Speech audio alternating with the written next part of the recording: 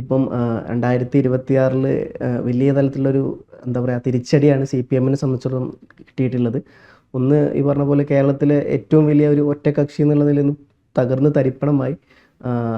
Congress UDF alliance ആണെങ്കിൽ ഏകദേശം 102ഓളം സീറ്റായിട്ട് വളരെയേറെ മുമ്പേറും ചെയ്തു. അപ്പം CPM-നെ സംബന്ധിച്ചിടത്തോളം ഇത്ര ഒരുപാട് കാലത്തിന് ശേഷം ഇത്ര വലിയൊരു തിരിച്ചടി ആ പാർട്ടിക്ക് ലഭിക്കുന്നത്. ആ പാർട്ടി പൂർണ്ണമായും ഒരു വ്യക്തിയിലേക്ക് ഏകീകരിച്ചു എന്നുള്ളൊരു സംഭവം കൊണ്ടാണ് ഇത് ഉണ്ടായെന്നുള്ളത് പല കോണിൽ നിന്നും അധിക്ഷേപങ്ങൾ വരുന്നുണ്ട്. അപ്പം ഇങ്ങനെ നോക്കുമ്പം പല ഭാഗങ്ങളും ഇപ്പം അമ്പലപ്പുഴ സുധാകരൻ എന്ന് പറഞ്ഞ ഒരാൾ CPM-ൽ നിന്ന് വന്ന് മത്സരിക്കുന്നു, 25,000-ഓളം ഭൂരിപക്ഷത്തിൽ ജയിക്കുന്നു. പയ്യന്നൂർ, തളിപ്പറമ്പ് പോലത്തെ സ്ഥലങ്ങൾ CPM-ൻ്റെ കുത്തക അല്ലെങ്കിൽ CPM-ൻ്റെ ഉരുക്കുകോട്ട എന്നറിയപ്പെടുന്ന പാർട്ടി ഗ്രാമങ്ങൾ ഇല്ലാണ്ടാകുന്നു. അപ്പോൾ ഇത്തരത്തിൽ CPM-നെ സംബന്ധിച്ച് വലിയ തരത്തിലോട്ടുള്ള വിഭാഗീയതകളിലോട്ടും പിളർപ്പിലോട്ടൊക്കെ ആ പാർട്ടിയെ പോയിക്കൊണ്ടിരിക്കുകയാണ്. അപ്പം ഇന്നിപ്പോൾ ഏറ്റവും കിട്ടുന്ന വിവരം ഇവരെല്ലാവരും പാടെ കൂടിയിട്ട് ഒരു പുതിയ പാർട്ടി രൂപീകരിക്കും എന്ന് പറയുന്നുണ്ട്. അൻവർ ഇവരെല്ലാവരും പാടെ കൂടി അൻവറിൻ്റെ ഒരു പാർട്ടിയിലോട്ട് ചേർക്കാൻ നോക്കുന്നുണ്ട്. അതല്ല, ഇവരെ CPM ഐഡിയോളജി ഇല്ല, ലെഫ്റ്റ് ഐഡിയോളജി ഉള്ള ആൾക്കാരെ വെച്ചിട്ട് ഇവർ പുതിയൊരു പാർട്ടി രൂപീകരിക്കും എന്ന് പറയപ്പെടുന്നുണ്ട്. അപ്പം ഇങ്ങനെയാകുമ്പോൾ CPM-ൻ്റെ ഉള്ളിൽ ഇതൊക്കെ കണ്ടിട്ട് വീണ്ടും ഒരു പിളർപ്പിലോട്ട് പോകാൻ ചാൻസ് ഉണ്ടോ? എങ്ങനെയാണ് ഈ ഒരു രാഷ്ട്രീയ വിശകലനം കാണുന്നത്? കേരളത്തിലെ CPM ഈ 2000-ന് ശേഷം നേരിടുന്ന ഒരു അടിസ്ഥാന പരമായ വെല്ലുവിളിയാണ്. അതായത് അതിൻ്റെ പാർട്ടിയുടെ മൊത്തത്തിലുള്ള നിലനിൽപ്പിനെ ചോദ്യം ചെയ്യുന്ന രീതിയിലുള്ള ഒരു വെല്ലുവിളിയാണ് ഇപ്പോൾ പാർട്ടിയുടെ 3 വിമത സ്ഥാനാർത്ഥികൾ ഈ ഇലക്ഷനിൽ വിജയിച്ചത്. അത് 2 പേര് വിജയിച്ചത് CPM-ന്റെ ഉരുക്കുകോട്ടകളായി അറിയപ്പെടുന്ന പയ്യന്നൂരിൽ നിന്നും തളിപ്പറമ്പിൽ നിന്നും ആണെന്നുള്ളത് ഈ വെല്ലുവിളിയുടെ ഗൗരവം നിശ്ചയമായിട്ടും വർദ്ധിപ്പിക്കുന്നു. അതുകൂടാതെ ഈ പാർട്ടിക്കുള്ളിൽ നിലനിൽക്കുന്ന വിഭാഗീയതയുടെ പ്രതിഫലനങ്ങൾ കേരളത്തിലെ മറ്റു പല മണ്ഡലങ്ങളിലും ഉണ്ടായിട്ടുണ്ട്. ഉദാഹരണത്തിന് തൃക്കരിപ്പൂര്, ചരിത്രത്തിൽ ആദ്യമായിട്ട് അവിടുന്ന് കോൺഗ്രസിന്റെ സ്ഥാനാർത്ഥി പെട്ടെന്ന് BJP-യിൽ നിന്ന് കോൺഗ്രസിലേക്ക് വന്ന സന്ദീപ് വാര്യർ എന്ന ഒരു വ്യക്തി, അദ്ദേഹത്തിന് ലോട്ടറി അടിച്ചതുപോലെ ഈ തൃക്കരിപ്പൂര് അദ്ദേഹം നിസ്സാരമായിട്ട് വിജയിച്ചു കയറി ഒരു വലിയ ചരിത്രം സൃഷ്ടിച്ചു. അദ്ദേഹം അങ്ങനെ അവിടെ ഒരു ചരിത്രം സൃഷ്ടിച്ചു അവിടെ ചെന്നിട്ട്. അത് പിന്നെ അമ്പലപ്പുഴയിലെ സുധാകരന്റെ വിജയം 28,000-ഓളം വോട്ടുകൾക്കാണ്. അത് ചെറിയ വോട്ടല്ല. 28,000 വോട്ടിൽ ഒരാൾ വിജയിക്കുന്നു എന്ന് പറയുമ്പോൾ അത് പാർട്ടിയുടെ കുത്തക പഞ്ചായത്തുകളായ പുന്നപ്ര വടക്ക്, രക്തസാക്ഷി മണ്ഡപമൊക്കെ, പുന്നപ്ര വയലാർ രക്തസാക്ഷി സ്മാരകമൊക്കെ സ്ഥിതി ചെയ്യുന്ന സ്ഥലത്തുള്ള അവിടെ നിന്ന് പോലും CPM-ന് ഭൂരിപക്ഷം നഷ്ടപ്പെട്ടു. CPM സ്ഥാനാർത്ഥിയായ സലാം എന്നല്ലേ അദ്ദേഹത്തിന്റെ പേര്, അദ്ദേഹം മത്സരിക്കുന്ന ബൂത്തിൽ ഭൂരിപക്ഷം നഷ്ടപ്പെട്ടു. VS അച്യുതാനന്ദന്റെ കുടുംബം വോട്ട് ചെയ്ത ബൂത്തിലും ഭൂരിപക്ഷമില്ല. അപ്പൊ പാർട്ടിയുടെ വോട്ടുകൾ ചോർന്നു എന്നുള്ളതിന്റെ വ്യക്തമായ സൂചനയാണ്. അത് പയ്യന്നൂരെയും തളിപ്പറമ്പിലെയും വിജയം അതൊരു ഞെട്ടലാണ് CPM-ന്. കണ്ണൂരിലെ പാർട്ടി ഗ്രാമങ്ങളിൽ പയ്യന്നൂരിലെ CPM അല്ലാത്ത ഒരാൾക്ക് ശബ്ദിക്കാൻ പോലും കഴിയാതിരുന്നത് ആ കാലം എന്ന് പറഞ്ഞാൽ അത്ര പിറകിലൊന്നുമല്ല. ഈ ഒരു 4-5 വർഷം പുറകോട്ട് പോയാൽ തന്നെ അവിടെ CPM-നെതിരെ ശബ്ദം ഉയർത്താൻ ആർക്കും സാധ്യമല്ലാത്ത സ്ഥിതിയാണ്. അതിൽ ന്യായാന്യായങ്ങളൊന്നുമില്ല. ഇത് ഞാൻ പറയുന്ന ന്യായമാണ്, അതുകൊണ്ട് എൻ്റെ ശബ്ദം കേൾക്കണം, അത് പറഞ്ഞിട്ടൊന്നും കാര്യമില്ല. CPM ആവാസ വ്യവസ്ഥയ്ക്ക് പുറത്തുള്ള ഒരാൾക്ക് ന്യായം പറയാൻ പറ്റില്ല എന്ന ദൃഢമായ ഒരു വിശ്വാസമാണ് അതിലുള്ളത്. അത് അണികൾ ഒരു മതവിശ്വാസം പോലെ മനസ്സിൽ കാത്തു സൂക്ഷിക്കുന്ന അതാണ് ഒരു സത്യം. CPM-ന് പുറത്തൊരു സത്യമില്ല, CPM-ന്റെ സത്യമാണ് സത്യം എന്നുള്ള ഒരു യാഥാർത്ഥ്യം. അത്തരം യാഥാർത്ഥ്യങ്ങളൊക്കെ, അതിൻ്റെ പൊള്ളത്തരങ്ങളൊക്കെ ചോദ്യം ചെയ്യപ്പെട്ട് കഴിഞ്ഞിരിക്കുന്നു. ഇതാണ് അടിവേരിളക്കുന്ന മാറ്റം എന്ന് പറയുന്നത്. അപ്പോൾ ഈ റിബലുകൾ ഒരുമിച്ച് അവരൊരു കൂട്ടായ്മയാകുകയും അസംബ്ലിയിൽ ആദ്യപടിയായിട്ട് അവർ ഒരുമിച്ച് ഇരിപ്പിടം അവർ ആവശ്യപ്പെടുകയും, കോൺഗ്രസ് ആണല്ലോ അധികാരത്തിലുള്ള, നിശ്ചയമായിട്ടും അത് ലഭിക്കും. സ്പീക്കർ അവർക്കത് കൊടുക്കുക തന്നെ ചെയ്യും. ഇവിടെ നമ്മൾ വീണ്ടും ഒരു കാര്യം ചിന്തിക്കേണ്ടത്, KK രമ വീണ്ടും വിജയിച്ചു. അവരുടെ വിജയം, ആദ്യത്തെ വിജയം നമ്മൾ പറഞ്ഞു, ഒരുപക്ഷെ CPM-ന് പറയാം അതൊരു TP ചന്ദ്രശേഖരന്റെ കൊലയെ തുടർന്നുണ്ടായ ഒരു സഹതാപ തരംഗമാണെന്നൊക്കെ നമുക്ക് വേണമെങ്കിൽ പറയാം. CPM അങ്ങനെയൊക്കെ പറഞ്ഞിരുന്നു അനുഭാവികൾ. പക്ഷെ പിന്നീട് ആ വിജയം തുടർച്ചയായിട്ടുണ്ടായപ്പോൾ അവിടെ പാർട്ടിയുടെ കോട്ടകളിൽ വിള്ളലുണ്ടായി എന്ന് തന്നെയാണ് അതിൻ്റെ സത്യം. കോഴിക്കോട് ജില്ലയിൽ CPM-നുണ്ടായ തിരിച്ചടി, ഇതൊക്കെ മൊത്തത്തിൽ നമ്മൾ കണക്കിലെടുക്കുമ്പോൾ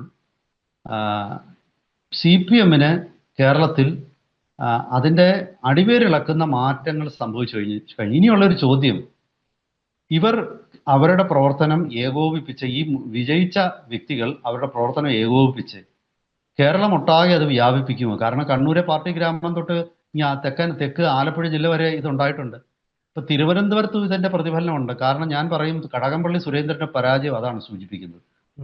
കടകംപള്ളി സുരേന്ദ്രൻ മത്സരിച്ച കഴക്കൂട്ടം മണ്ഡലം CPM-ന്റെ ഒരു വലിയ ശക്തി കേന്ദ്രമാണ്.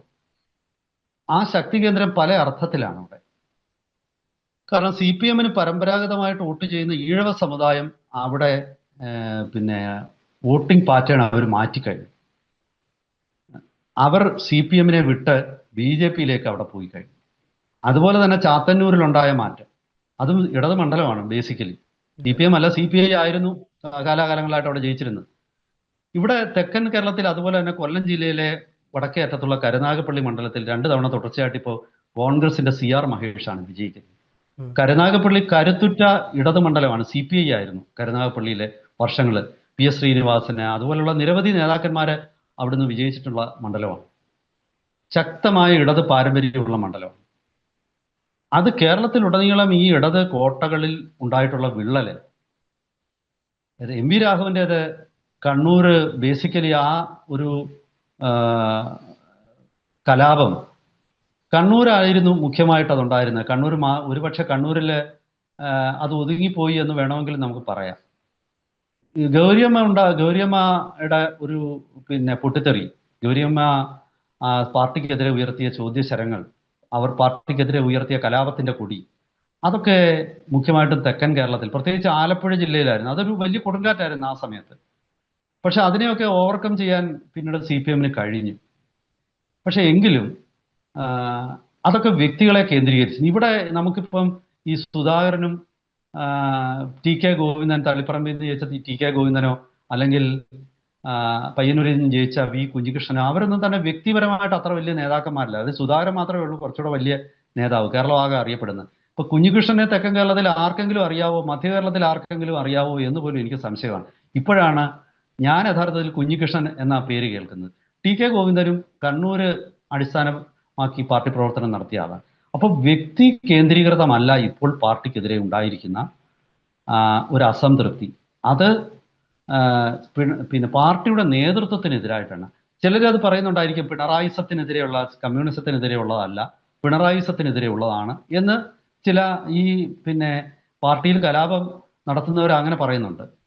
അതുപോലെ തന്നെ മറ്റു ചിലര്, പക്ഷെ അവിടെ വേറൊരു ചോദ്യമുണ്ട്. പിണറായി മാത്രമല്ലല്ലോ, MV ഗോവിന്ദനും ഈ തിരിച്ചടി കൃത്യമായിട്ട് അതിന്റെ ഉത്തരവാദിത്വം ഉള്ള ആളാണ്. അത് പിണറായിയുടെ തലയിൽ മാത്രം വെച്ചിട്ട് കാര്യമുണ്ടെന്ന് എനിക്ക് തോന്നുന്നില്ല. ഗോവിന്ദനാണ് ഈ തളിപ്പറമ്പിലെ പരാജയത്തിന്റെ മുഖ്യ കാരണം എന്ന് തന്നെയാണ്. അതിൽ പിണറായിയെക്കാളും ഗോവിന്ദന് തന്നെയാണ് റോൾ.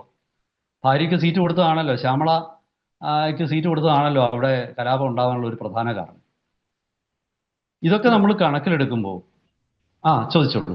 അല്ല, ഇപ്പം നമ്മൾ ഇതിലോട്ട് നോക്കുകയാണെങ്കിൽ ഞാനിപ്പം പിണറായി വിജയനാണ് ഇതിലൊരു മുഖ്യ കാരണം വിശ്വസിക്കുന്ന ഒരാളാണ് ഞാൻ. കാരണം ഒന്ന്, ഈ പാർട്ടി ഒരിക്കലും തോൽക്കണമെന്ന് ഒരു തരത്തിലും ആഗ്രഹിക്കാത്ത ഒരാളാണ് ഞാൻ. കാരണം CPM ഇല്ലാത്തൊരു കേരളം നമുക്ക് ആർക്കും, മീൻസ് എന്നെ സംബന്ധിച്ചിടത്തോളം എനിക്കത് അക്സെപ്റ്റ് ചെയ്യാൻ വളരെ ബുദ്ധിമുട്ട്. കാരണം CPM നിലനിൽക്കുക എന്നുള്ളത് ഒരു മതേതര സംസ്ഥാനത്തിൻ്റെ ആവശ്യം കൂടിയാണ്. അപ്പം പിണറായി എന്തുകൊണ്ട് ഇങ്ങനെ ആയി എന്ന് ചോദിച്ചു കഴിഞ്ഞാൽ, ഇപ്പോൾ നമുക്കറിയാം പണ്ട് VS അച്യുതാനന്ദനൊക്കെ മുഖ്യമന്ത്രി ആയിരിക്കുമ്പോൾ പാർട്ടി സെക്രട്ടറി ആയിരുന്നു പിണറായി വിജയൻ. ഏതെങ്കിലും തലത്തിൽ പാർട്ടി എന്തെങ്കിലും തെറ്റിലോട്ട് നീങ്ങുകയാണെന്നുണ്ടെങ്കിൽ അത് ശക്തമായ രീതിയിൽ പാർട്ടി സെക്രട്ടറി ഭാഗത്തു നിന്ന് പ്രതിഷേധം ഉണ്ടാവാറുണ്ട്, പാർട്ടി സെക്രട്ടേറിയറ്റ് യോഗങ്ങളിലൊക്കെ. പക്ഷേ ഇങ്ങോട്ട് വരുമ്പം ഈ പിണറായി വിജയൻ ഒരു പാർട്ടിയെ മൊത്തം ഹൈജാക്ക് ചെയ്ത പോലെ എനിക്ക് ഫീൽ ചെയ്തിട്ടില്ല. ഇപ്പം നമുക്കറിയാം പുതിയ എഡ്യൂക്കേഷനുമായി ബന്ധപ്പെട്ട് എങ്ങാണ്ട് ഒപ്പിട്ടത് പല മന്ത്രിമാർ പോലും അറിഞ്ഞിട്ടില്ല. ആരും അറിയാതെയാണ് ഈവൻ ഗോവിന്ദനും പിണറായി വിജയനും പിന്നെ പാർലമെൻറ്റിൽ ഒരാൾ, 3 പേര് മാത്രം അറിഞ്ഞിട്ടാണ് സാധനം ഒപ്പിട്ടതെന്നൊക്കെ പറയുന്നുണ്ട്. അപ്പോൾ ഇത്തരത്തിൽ പാർട്ടിയെ മുഴുവനായി ഹൈജാക്ക് ചെയ്തത് ഒരു ഒറ്റ വ്യക്തിയിലേക്ക് ഏകീകരിച്ചിട്ടുള്ള ഒരു ഭാഗത്തിൻ്റെ അതിൻ്റെ ഫലനമാണ് ഈ തോൽവി എന്നുള്ളൊരു അങ്ങനെ വീക്ഷിക്കുന്ന ഒരാളാണ് ഞാൻ. അവിടെ എനിക്ക് ഫവാസ്, തീർച്ചയായിട്ടും ഫവാസ് ഒരു കമ്മ്യൂണിസ്റ്റ് പാർട്ടിയുടെ ഒരു വെൽവിഷർ ആവാം, അതല്ലെങ്കിൽ ചിലപ്പം അനുഭാവി, അങ്ങനെ എന്ത് വേണമെങ്കിലും ആവാം. വ്യക്തിപരമായിട്ട് ഞാൻ കമ്മ്യൂണിസത്തിനോട് വിയോജിക്കുന്ന ആളാണ്. അടിസ്ഥാനപരമായിട്ട് കമ്മ്യൂണിസ്റ്റ് ഐഡിയോളജി എതിർക്കുന്ന ആളാണ്. അത് തുറന്നു പറയുന്നതിൽ എനിക്ക് ബുദ്ധിമുട്ടൊന്നുമില്ല. അപ്പോൾ എൻ്റെ വിലയിരുത്തൽ ഇതിൽ പിണറായി വിജയൻ മാത്രമല്ല, യഥാർത്ഥത്തിൽ 2000-ന് ശേഷം കേരളത്തിൽ CPM-ന്റെ വളർച്ച ആശയപരമായ അടിത്തറയിലല്ലായിരുന്നു എന്നാണ് ഞാൻ വിശകലനം ചെയ്യുന്നത്. ഉം. അതിന്റെ കാരണം എന്തെന്നാൽ CPM നടത്തിയ ഏത് നയപരിപാടിയാണ് ആശയപരമായിട്ട് പാർട്ടിയുടെ ആശയത്തിന്റെ ഒരു പ്രതിഫലനം എന്ന് നിങ്ങൾക്ക് ചൂണ്ടിക്കാണിക്കാൻ പറ്റുന്നത്? അച്യുതാനന്ദൻ മുഖ്യമന്ത്രിയായിരുന്നല്ലോ. ഉം. മുഖ്യമന്ത്രിയായിരുന്ന അച്യുതാനന്ദൻ തോറ്റുപോയില്ലേ പിന്നീട്? അതെ. അപ്പോൾ അപ്പോഴും പിണറായിയുടെ തലയിൽ കൊണ്ടുവച്ചു. അത് പിണറായിയുടെ മാത്രം പ്രശ്നമല്ല. പിണറായി യഥാർത്ഥത്തിൽ ഒരു സോഷ്യൽ എഞ്ചിനീയറിംഗിലൂടെ ന്യൂനപക്ഷങ്ങളുടെ വോട്ട് സമാഹരിക്കുന്നതിൽ അദ്ദേഹം വിജയിച്ചു ആദ്യഘട്ടത്തിൽ. എനിക്ക് തോന്നുന്നു അധികാരം തലയ്ക്ക് പിടിച്ചു അവസാനമായപ്പോഴേക്കും. അതൊരു വലിയ പ്രശ്നമാണ്. അതിനോട് ഞാൻ യോജിക്കുന്നു. അതായത് ഇപ്പം ഞാൻ തന്നെ പലപ്പോഴും അനുഭവിച്ചിട്ടുണ്ട്. ഞാൻ തിരുവനന്തപുരത്തൂടെ വണ്ടി ഓടിച്ച് വരുമ്പോൾ ഒരു ദിവസം തിരുവനന്തപുരത്ത് ഈഞ്ചക്കൽ എന്ന് പറയുന്ന ബൈപ്പാസ് ജംഗ്ഷനിൽ പെട്ടെന്ന് ഒരു കാരണവുമില്ലാതെ പെട്ടെന്ന് പോലീസും ഒക്കെ ആംഡ് പോലീസും ഒക്കെ റോഡിൽ അങ്ങോട്ട് അണിനിരക്കുന്നു. പല വണ്ടികളും പിന്നെ സഡൻ ബ്രേക്ക് ഇടുകയാണ്. അവിടെ ഒരു അപകടം ഉണ്ടാകാതിരുന്നത് എന്തോ ഭാഗ്യമാണ്. അത് കഴിഞ്ഞപ്പോഴാണ് പിണറായിയുടെ ഒരു വാഹന വ്യൂഹം വരുന്നത്. ആ വാഹന വ്യൂഹത്തിൽ ഒരു 25ഓളം വാഹനങ്ങൾ. അത് പിന്നെ ഈ എന്താണ്, രാഷ്ട്രപതിയും ഉപരാഷ്ട്രപതിയും ഒക്കെ വരുമ്പോൾ ആംബുലൻസുകള്, പിന്നെ പുറത്തേക്ക് തോക്ക് ചൂണ്ടി ഇങ്ങനെ ഇരിക്കുന്ന പിന്നെ ആംഡ് പോലീസ്, ഇങ്ങനെയൊക്കെയുള്ള ഒരു വല്ലാത്ത ഒരു പ്രകടനം, ആൾക്കാരെ ഭീഷണിപ്പെടുത്തുന്ന പോലെ. അതിൻ്റെ ഇടയ്ക്ക് പോലീസ് ഈ പല ആൾക്കാരെയും വെറുതെ തെറി വിളിച്ചുകൊണ്ടിരിക്കുന്നു. എന്തിനാണ് തെറി വിളിക്കുന്നതെന്ന് എനിക്ക് മനസ്സിലാകുന്നില്ല. ചില ബൈക്കുകാരെ ഒക്കെ പിന്നെ അവർക്ക് നേരെ ലാത്തി വീശി കാണിക്കുന്നു. ആകെ ഒരു ഭീകരാന്തരീക്ഷം സൃഷ്ടിക്കുന്നു. ഇതിനുശേഷം ഇതെല്ലാം ഇല്ലാതാകുന്നു. പെട്ടെന്ന് വാഹനങ്ങൾ ഓടി തുടങ്ങും. അവിടെ നിൽക്കുന്ന ആൾക്കാരിലൊക്കെ വലിയ ഒരു ക്രോധം അവിടെ ഉണ്ടാകുകയാണ്. കാരണം ഇത് എന്താണ് ഇവിടെ നടക്കുന്നത്? ഇദ്ദേഹത്തിന് എന്തെങ്കിലും കാര്യമായ ഭീഷണികൾ ഉണ്ടെങ്കിൽ, ത്രെട്ട് പെർസെപ്ഷൻ ഉണ്ടെങ്കിൽ അത് സർക്കാർ വെളിപ്പെടുത്തണം. അതല്ലാതെ നമുക്ക് ഇതിനൊന്നും ഒരു ന്യായീകരണമില്ല. ഒരു മുഖ്യമന്ത്രി പോകുമ്പോൾ തീർച്ചയായിട്ടും അദ്ദേഹത്തിന് സുരക്ഷാ സംവിധാനങ്ങളൊക്കെ ഒരുക്കണം. അതിലൊന്നും എനിക്കൊരു വിയോജിപ്പുമില്ല. അദ്ദേഹത്തിന് ത്രെട്ട് ഉണ്ടെങ്കിൽ തീർച്ചയായിട്ടും ഇതിനപ്പുറവും ആകാം. പക്ഷെ അതെല്ലാം പരസ്യപ്പെടുത്തണം. ഇതൊക്കെ അറിയാനുള്ള ഒരു അവകാശം ജനങ്ങൾക്കുണ്ട്. ഇപ്പൊ അദ്ദേഹത്തിന് രോഗം വരുന്നു. അത് ഇപ്പൊ പല രാഷ്ട്രീയ നേതാക്കന്മാരുടെയും കാര്യം ഞാൻ നോക്കുന്നുണ്ട്. എന്താ രോഗം വരുമ്പോൾ രോഗത്തിന്റെ പേര് പറഞ്ഞാൽ? മനുഷ്യനാണെങ്കിൽ അസുഖം വരും. അത് കാണിക്കുന്നത് പിണറായി ദൈവമല്ല എന്നുള്ളതാണ്. ആ രോഗത്തിന്റെ പേര് പറയുന്നതിൽ എന്താണ് തെറ്റ്? രോഗത്തിന്റെ പേര് പറയില്ല. അദ്ദേഹത്തിന് രാജാവിന് സംഭവിക്കുന്ന ഒരു രാജത്വത്തിലേക്ക് നീങ്ങുന്നത് പോലെ എനിക്ക് തോന്നുന്നു. ഒരുപാട് ഇത്തരം ഏകാധിപത്യ പ്രവണതകൾ കാണിച്ചു. അത് പ്രത്യേകിച്ച് എനിക്ക് തോന്നുന്നു രണ്ടാം പിണറായി സർക്കാരിലാണ് അത് എല്ലാം കുറച്ചുകൂടെ വ്യക്തമായത്. ഞാൻ പറഞ്ഞു വന്നത്, ഈ പിന്നെ പിണറായി വിജയന്റെ പാർട്ടി ആശയത്തിൽ നിന്ന് പുറത്തേക്ക് കടന്നു. അതിപ്പോഴൊന്നും അല്ല, അത് കുറെ നാളായിട്ട് അങ്ങനെ സംഭവിച്ചു. അത് ഒരു ദിവസം കൊണ്ട് സംഭവിച്ചതല്ല, അത് ക്രമാനുഗതമായി. അതിൽ പിണറായിയെ മാത്രം കുറ്റപ്പെടുത്തിയിട്ട് കാര്യമില്ല. അത് ക്രമാനുഗതമായിട്ട് സംഭവിച്ച ഒരു വിഷയമാണ്. അച്യുതാനന്ദന് ആ സമയത്ത് ഉണ്ടായ ഒരു പ്രസക്തി അദ്ദേഹത്തിന്റെ ചില നിലപാടുകളിലൂടെ. ആ സമയത്ത് അദ്ദേഹത്തിനെ എതിർക്കുന്ന ആൾക്കാരും ഉണ്ടായിരുന്നു. നിങ്ങൾ ഒരുപക്ഷെ ആലപ്പുഴ ജില്ലയ്ക്ക് പുറത്തുള്ളവർക്ക് അറിയാൻ വയ്യാത്ത കുറച്ച് കാര്യങ്ങളുണ്ട്. ആലപ്പുഴ ജില്ലയിൽ പലതവണ ഇലക്ഷനിൽ നിന്ന് തോറ്റുപോയ ആളാണ് VS അച്യുതാനന്ദൻ. 1965 സ്വന്തം മണ്ഡലമായ അമ്പലപ്പുഴയിൽ കോൺഗ്രസ് സ്ഥാനാർത്ഥിയായ കൃഷ്ണക്കുറുപ്പിനോട് അദ്ദേഹം പരാജയപ്പെടുന്നു. അതിനുശേഷം പിന്നീട് കോൺഗ്രസ് സ്ഥാനാർത്ഥിയായ KK കുമാരപിള്ളയോടും അമ്പലപ്പുഴയിൽ നിന്ന് പരാജയപ്പെട്ടു. അതിനുശേഷം പിന്നെ അദ്ദേഹം അമ്പലപ്പുഴ മണ്ഡലത്തിൽ മത്സരിച്ചിട്ടില്ല. പിന്നീട് അദ്ദേഹം തെരഞ്ഞെടുത്തത് CPM-ന്റെ കോട്ടയായ മാരാരിക്കുളം. അവിടെ 7 പഞ്ചായത്തിൽ 7 CPM ഭരിക്കുന്ന സ്ഥലമാണ്. ആ 7 ഔട്ട് ഓഫ് 7 ഉള്ള സ്ഥലത്ത് അദ്ദേഹം മത്സരിച്ചപ്പോൾ 2001 തോന്നുന്നു, അതോ അല്ല 2000 മുമ്പാണ്, ഞാൻ കൃത്യമായിട്ട് ഓർക്കുന്നില്ല. ഞാൻ ആ ഇലക്ഷൻ പോയി റിപ്പോർട്ട് ചെയ്ത ആളാണ്. 90കളുടെ ഒടുവിലാണെന്ന് തോന്നുന്നു. അന്ന് കോൺഗ്രസ് സ്ഥാനാർത്ഥി അവിടുന്ന് വിജയിക്കുന്നു. അതൊരു ഞെട്ടലായിരുന്നു. കാരണം മാരാരിക്കുളത്ത് നിന്ന് CPM സ്ഥാനാർത്ഥിക്ക് തോക്കാൻ പറ്റും എന്ന് സ്വപ്നം പോലും കാണാൻ പറ്റില്ല. അവിടെ അച്യുതാനന്ദൻ തോറ്റുപോയി. അതിൽ അദ്ദേഹത്തിന് കാലുവാരിയതായിരിക്കാം. പക്ഷെ അതൊക്കെ ആണെങ്കിലും ഈ അച്യുതാനന്ദൻ എന്ന വ്യക്തിക്ക് നിങ്ങൾ കാണുന്ന ഇമേജ് ഉണ്ടായത് ഒരു അദ്ദേഹം പ്രതിപക്ഷ നേതാവായിരുന്ന കാലഘട്ടത്തിൽ അദ്ദേഹത്തിന്റെ കൂടെ ഉണ്ടായിരുന്ന ഒരു ടീം ബിൽഡപ്പ് ചെയ്ത ഇമേജാണ്. അതിൽ അവിടെ വളരെ കൃത്യവും സൂചനകളുള്ള നിലപാടുകളും എടുത്ത് ഭൂരിപക്ഷ സമുദായത്തിന്റെ പിന്തുണ അദ്ദേഹത്തിന് കിട്ടി. അദ്ദേഹം മലപ്പുറം ജില്ലയെക്കുറിച്ച് വളരെ നെഗറ്റീവായ കമന്റുകൾ ഈ ഒരു കാലഘട്ടത്തിൽ നടത്തിയിട്ടുണ്ട്. അങ്ങനെ നടത്തിയത് തന്നെ വളരെ ബുദ്ധിപൂർവ്വം നടത്തിയതാണ്. അതായത് അദ്ദേഹം ഭൂരിപക്ഷ സമുദായത്തിന്, അതായത് ഹിന്ദുക്കളുടെ ഒരു വികാരം ഉൾക്കൊള്ളുന്നു എന്ന് കാണിക്കാൻ വേണ്ടിയോ അല്ലെങ്കിൽ അങ്ങനെ ഒരു ചില പ്രതീതികൾ സൃഷ്ടിക്കാനോ ഒക്കെ ചെയ്തിട്ടുണ്ട്. അതുപോലെ തന്നെ കേരളത്തിലെ ഈ കാർഷിക മേഖലയുടെ തകർച്ചയിൽ അച്യുതാനന്ദന് വലിയ റോൾ ഉണ്ടെന്ന് കരുതുന്ന ആളാണ് ഞാൻ. അദ്ദേഹം ആണ് KSKTU നേതാവ് എന്നുള്ള നിലയിൽ വെട്ടിനിരത്തൽ സമരം എന്ന് പറഞ്ഞൊരു സമരം കൊണ്ടു. ആ വെട്ടിനിരത്തൽ സമരത്തിലൂടെ നെൽപ്പാടങ്ങളിൽ അല്ലെങ്കിൽ അതുപോലുള്ള സ്ഥലങ്ങളിൽ ചിറയുണ്ടാകുന്നു മറ്റ് കൃഷികളിലേക്ക് കർഷകർ തിരിയുന്നതിനെ നിരുത്സാഹപ്പെടുത്തുകയും കർഷകർ വെച്ച വാഴ, തെങ്ങ് തുടങ്ങിയവയൊക്കെ വെട്ടി നിരത്തി ഇല്ലാതാക്കി അങ്ങനെ ഒരു സമരമായിരുന്നു, അക്രമ സമരമായിരുന്നു. പക്ഷേ എൻ്റെ മറു ചോദ്യം, ഈ സ്ഥലങ്ങളിലൊക്കെ നെൽകൃഷി വ്യാപിപ്പിക്കാൻ അച്യുതാനന്ദന് കഴിഞ്ഞു. കേരളത്തിലെ നെൽകൃഷി 1970-കളിൽ 8 ലക്ഷം ഹെക്ടറോളം പ്രദേശത്ത് നെൽകൃഷി ഉണ്ടായിരുന്നിടത്ത് 2 ലക്ഷം ഹെക്ടറിൽ താഴെയായിട്ട് അത് ചുരുങ്ങി. പക്ഷേ ഇതൊക്കെ എല്ലാവരും കമ്മ്യൂണിസ്റ്റുകാരെ വിസ്മരിച്ചിട്ട് അവരൊരു കാൽപ്പനിക ലോകത്തിൽ അച്യുതാനന്ദനെ പ്രതിഷ്ഠിച്ചു. ഒരു ആദർശവാനായ അദ്ദേഹം അഴിമതിക്കാരനല്ലായിരുന്നു എന്നുള്ളത് ഞാൻ ഈ ഒരു സമയത്ത് ഞാൻ പറയുകയാണ്. പക്ഷെ അദ്ദേഹത്തിന്റെ മകൻ ഉൾപ്പെടെയുള്ളവർക്കെതിരെ വളരെ കൃത്യമായ ആരോപണങ്ങൾ ഉണ്ടായിട്ടുണ്ട്. പല ആരോപണങ്ങളും ഞാൻ വ്യക്തിപരമായിട്ട് പോയിട്ട് അത്തരം സ്ഥലങ്ങളിൽ ആൾക്കാരുമായിട്ട് സംസാരിച്ചിട്ട് പോലും. ഞാനിപ്പോൾ തൽക്കാലം അതിനെക്കുറിച്ച് ഒരു വ്യക്തിയെ ഇല്ലാതാക്കാൻ വിഗ്രഹങ്ങളെ ഉടക്കിയല്ല ശ്രമം എന്നുള്ളതുകൊണ്ട് ഞാൻ തൽക്കാലം അതിലേക്ക് പോകുന്നില്ല. പക്ഷെ ഞാൻ പറഞ്ഞത് പിണറായി വിജയൻ ആ കാലഘട്ടത്തിലൊക്കെ പാർട്ടി അണികൾ മുഴുവൻ പിണറായിയുടെ കൂടെ ആയിരുന്നു. അങ്ങനെയാണ് പിണറായി സംസ്ഥാന സെക്രട്ടറി ആയത്. പല ജില്ലാ കമ്മിറ്റികളും, ആലപ്പുഴ ജില്ലാ കമ്മിറ്റി പോലും ജി സുധാകരൻ പിണറായിയുടെ ഒപ്പമായിരുന്നു. പിണറായിക്ക് വേണ്ടി നിന്ന് ജില്ലാ കമ്മിറ്റി പിടിച്ചെടുത്തു. പല അച്യുതാനന്ദന്റെ അനുയായികളെയും നടപടികൾക്ക് വിധേയമാക്കി. പിണറായി പുറത്താക്കില്ലായിരുന്നു, അച്യുതാനന്ദൻ പുറത്താക്കുമായിരുന്നു. അച്യുതാനന്ദന് ഇഷ്ടമില്ല CBC വാര്യർ എന്ന് പറയുന്ന ചീഫ് വിപ്പ് ആയിരുന്ന ആളിനെ ഏറ്റവും താഴെ ബ്രാഞ്ച് കമ്മിറ്റിയിലോട്ട് കൊണ്ടുവരികയും കുറച്ചുനാൾ പുറത്തായിരുന്നു എന്ന് തന്നെയാണ് എൻ്റെ ഒരു ഓർമ്മ. അപ്പൊ അച്യുതാനന്ദന് അങ്ങനെ ഒരു ചരിത്രമുണ്ട്. അത് പക്ഷെ അവസാന കാലത്ത് അദ്ദേഹം എടുത്ത നിലപാടുകളുടെ ശക്തിയിലും അദ്ദേഹം പലപ്പോഴും അവശത അനുഭവിക്കുന്നവരുടെയും പീഡനം അനുഭവിക്കുന്നവരുടെയും ഒക്കെ കൂടെ നിൽക്കാനും പ്രതിപക്ഷ നേതാവ് എന്നുള്ള നിലയിൽ അദ്ദേഹത്തിന് സുരേഷ് കുമാർ, ഷാജഹാന് അതുപോലുള്ള കുറെ ആൾക്കാർ, ഒരു ടീം അദ്ദേഹത്തിന് വേണ്ടി പ്രവർത്തിച്ച് അത് വലിയ വിജയമായിരുന്നു. ഈ മതികെട്ടാൻ മലകളിലും ഇടുക്കിയിലൊക്കെ നടന്ന കയ്യേറ്റങ്ങൾക്കെതിരെ സ്വതന്ത്രമായ അഭിപ്രായം പറയാൻ അദ്ദേഹം തയ്യാറായി. പക്ഷെ അദ്ദേഹം മുഖ്യമന്ത്രിയായപ്പോൾ ഈ കയ്യേറ്റമൊക്കെ ഒഴിപ്പിച്ചോ എന്നുള്ള വേറൊരു ചോദ്യമുണ്ട്. അതിന് ഞാൻ തൽക്കാലം മറുപടി പറയുന്നില്ല.